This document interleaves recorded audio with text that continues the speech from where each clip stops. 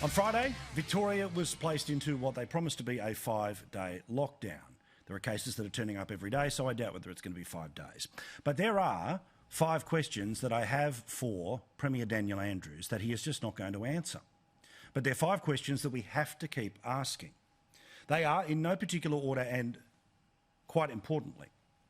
The first one has to be, why are people in regional Victoria locked down at all? There is no evidence that any of the active cases right now are in regional Victoria or have even been to regional Victoria. When asked about this today, my apologies, on Friday, this is what the chairman had to say about people who don't have the virus, who live next to people who don't have the virus, in an area that people with the virus haven't been to, about why they can't leave their homes for any but the 4 official reasons for 5 days. This was a longer-term proposition than we would appropriately differentiate between Melbourne and regional Victoria. The last thing we'd ever want to do is lock down Melbourne, assume that there's no problem in regional Victoria, have the short, sharp shutdown in Melbourne, take that off, and then days later start seeing sewage testing results across regional Victoria. I know this will be difficult. I know it'll be painful, but there is no option. That's rubbish. There's always an option. It was your decisions to lock down not just all of Melbourne and try and get as many police as possible to make sure that people weren't fleeing to regional Victoria, but if they wanted to, those people could have fled by the midnight lockdown that took place on a Friday. There was no need for people in regional Victoria who do not have the virus to be punished because of what is going on in Melbourne right now. And thankfully, what is going on at Melbourne right now seems to only be a couple of cases a day. Now, yes, I get the panic merchants who say that a couple becomes a few becomes a lot, and a lot becomes a shed load of cases. But there's nothing right now in regional Victoria. Yet, again, the people who make the decisions in the capital cities couldn't care less what happens a couple of 100 k's away from their head office. Remember, your job in regional Australia is to shut up, pay your taxes, do whatever it is that you do, and don't bother us in the cities. Well, it's an outrage. It's an outrage that very few people have even noticed that people who have nothing going on in their entire part of the state are being treated as if there were hundreds of cases in their hometown. It's rubbish. Understandably, there are some people who are brave enough to say this is a joke. A fair bit of surprise as to why regional Victoria is in lockdown. There's pubs and hospitality venues in regional Victoria, hundreds of kilometres away from where the risk is, that are paying the price for what's happening in a suburb of Melbourne. At least it was only Adelaide that was locked down. At least it was only Brisbane that was locked down. At least it was only Perth that was locked down, when their leaders decided to overreact to a few cases here and there. Second question for Daniel Andrews. What is wrong with your contact tracing system? Why does it keep failing? Because the Herald Sun wrote beautifully about this today. 3 examples. A relative of a hotel quarantine worker whose isolation clearance never arrived because authorities had incorrect details, which simply meant that this person who was supposed to be isolated ended up going somewhere else, theoretically, potentially spreading it all before being told, no, you've got to go back inside. Believe it or not, the person who is in intensive care right now with COVID-19 is called by contact tracers to say, you've got COVID-19. Thanks, Scoop. Literally, the system doesn't even tell the investigators, don't worry, we don't have to catch this bloke. He's already in an ICU bed.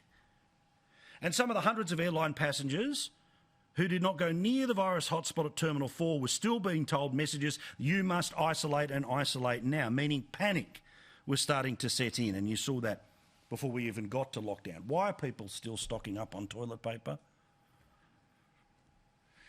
Now, there was an upper house inquiry into the contact tracing system, and while there were a minority of MPs who said the things haven't been fixed, there have been those that have been willing to smother to pretend that this thing is okay. Surprise, surprise, right again, at the heart, doing the dirty work of the Andrews government, is the so-called Reason MP, Fiona Patten. She said that the state's redeveloped contract tracing system demonstrated that the government had responded to the lessons learnt throughout the pandemic. Yet we are in lockdown again in Victoria, in part because of the hotel quarantine system and the failures of tracing. Quote, "We are now far better prepared should Victoria face a similar situation in the future." Lock down right now. Third question. What the hell are you doing blaming a person who is in ICU? Think about the heartlessness of this, and think about if it was a Team Blue leader who was blaming somebody in ICU for the outbreak. Now, all of this goes back to the 38-year-old man, who is a Victorian, by the way, who brought a nebuliser into hotel quarantine. I'll get to what he's told the papers in the past couple of days, but here was the Premier. Just like, remember, the justification for the lockdown, the curfew, the weeks, the months of Victorians being shoved inside was because hundreds of people were not actually self-isolating. It was only that police later turned around and confirmed that was a lie. So forgive me if I don't take Daniel Andrews' spin on faux assumptions.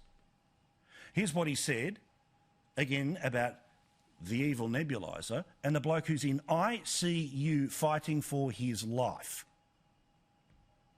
It is my understanding, and the advice I have, is that machines have been taken from people.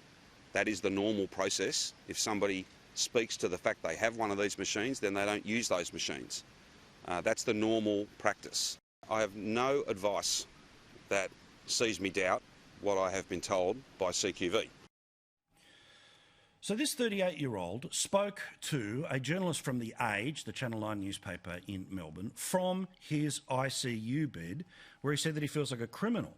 He's slowly recovering from the virus, and he maintains that he had the permission of staff to use the nebuliser when he went into hotel quarantine. He says, "I came in and again declared the nebuliser and said I need to use it because I was struggling to breathe." He's apparently got serious issues with asthma. They said, "Look, no problem. You just need to tell us because we can't come into the room for an hour after you use it." In responding to the treatment that he's copped from, among others, the Premier, the way it's all come out in the news and through the government made it sound like it was that I was using it illegally or it snuck it in or something like that. It's been very distressing. Remember, this bloke is fighting for his life right now.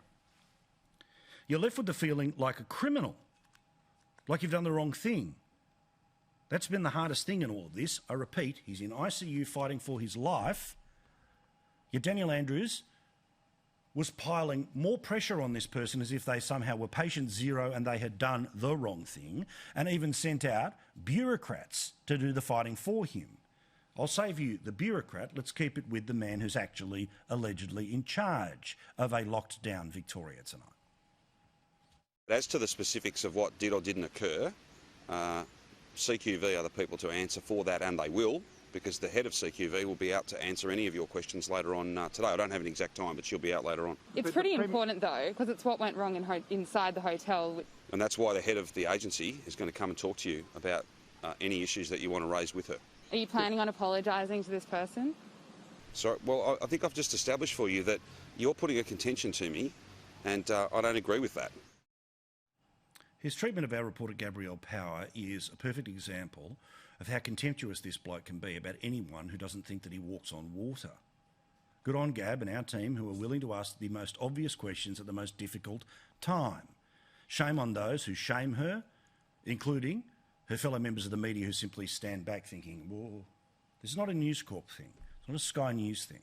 It's an accountability thing. Because yet again, the second biggest city in the country and the second biggest state in the Commonwealth locked down for 5 days. And as the cases keep coming, does anyone believe this is going to end in just a couple of days' time? And also, worth checking in with Daniel Andrews about what is going to be the methodology about coming out of the snap lockdown. If it ends at 5 days, that'll be great. But will they have to do what happened the last time around, where it's got to be 14, 21, 28 days of donuts and 0 cases before people are actually allowed to get back to their life again, particularly in regional Victoria? Wait, watch and see. You heard it here first. All the rest will copy. All the rest will echo. That's fine. Come to this show, 9 o'clock each and every night. We'll tell you what's happening first. Everyone else can catch up. Fourth question for the Premier. How dare you say that Australians can't come home to their own country? Now, yes, because we are an island, because we have killed off the virus in our own communities, the only way that COVID-19 is re-emerging amongst us is when something leaks out of hotel quarantine. And sadly, leaks will happen out of hotel quarantine. But let's put this in some perspective. 122,000 people have gone through hotel quarantine, bulk of which through New South Wales, and there has been very few leaks. And even when there has been the hysterical overreactions in South Australia, Western Australia, Queensland and now Victoria, the thing gets dealt with pretty quickly. So let's not over-panic here. But why is Daniel Andrews able to constantly blame the people who are Australian citizens who have every right to return to this country? Think about it if it was your family. Now, the reasons they are overseas can be very complicated, or they can be really easy, which was they decided to have a life somewhere else, and guess what? Their magical passport means they can come back here to the COVID-free island. They can do it, they can bring their families, and they can bring their damn children. You would expect that, as would the Premier for any members of his own family. But I couldn't believe that Andrews is able to get away with this because of, put simply, people like this bloke. Oh, we should not be bringing people from overseas, and we would have been perfectly all right. Well, that makes sense if we're talking about Greek tennis players, if we're talking about American coaches, if we're talking about a slew of backpackers, or even potentially international students. But we are talking about Australian citizens being able to return to their own country. Now, yes, there is this complicated issue about who is ultimately responsible for quarantine, and I know that there are those of you who say, why can't the Prime Minister just click those magical fingers and then somehow all of this goes away because the army would be in charge? Well, it doesn't work like that. But here is Daniel Andrews on Friday trying to distract from his own failures, trying to distract from hotel quarantine, trying to distract from no cameras on all of the floors in the hotels, all the stuff we've talked about before, all the stuff that gets repeated on all the other shows. Great, cool, watch it here first. Here he is saying that Australian citizens shouldn't be allowed to return home. Whilst I'm not saying you would have zero people come to the country, maybe we should be much more focused on genuine humanitarian cases, compassionate cases that are in the hundreds, not people in their thousands. Now, we have got to this heartless, stupid point where we think that people from a different state are from a different planet. But people who have an Australian passport are allowed to come back to their homeland. That's the way the entire international immigration system works. Good days and bad. So what you have to do is create a system that can return those people safely, try and thin out as much of the disease as possible, and that's exactly what's happening now. Is it perfect? No. But 122,000 people have gone through this system, and a bare few leaks have happened. So while probably at some point in time there might be a change to this rule or that rule, this location or that location, the system is too slow, but is working. Greg Hunt, the Health Minister, who of course is across all of these issues and understands that you can't deny Australian citizens returning home to their country. We have been able to get our own people home and get critical medical medicines in, so we have faith in Victoria that they can continue to maintain and operate their system. Fifth question, and one that's not as important as the other four, but it's still worth mentioning. Premier, how is it that your office keeps getting bigger while the state keeps shrinking? Literally people leaving your state to go to places of safer harbour like Queensland, or businesses that have been shuttered because of your decisions. Yet, of course, the tennis, well, it must continue because we're the sporting capital of the world, or whatever the stupid reason is that you've decided to double down on all of this. Restaurants alone lost $100 million this weekend with this lockdown. Florists, some $36 million gone. But there's been an increase to $50 million now in the cost of the flunkies in and around the Premier and his office. So for those of you that are playing at home, the 5 questions that remain unanswered tonight. The 5 questions that we will pursue. Why is regional Victoria in lockdown at all when there's no cases? Why does the contact tracing system keep failing? Why are you blaming a man in ICU rather than trying to protect him like you did certain communities that admitted doing the wrong thing, yet you wouldn't fine them? Why can't fellow Australians come home to their own country? And how is it that the flunkies around you are getting richer while the people of your state get poorer? We will push for answers to all of those questions because it matters. I hope it's a 5-day lockdown, but I think we both know it probably won't be.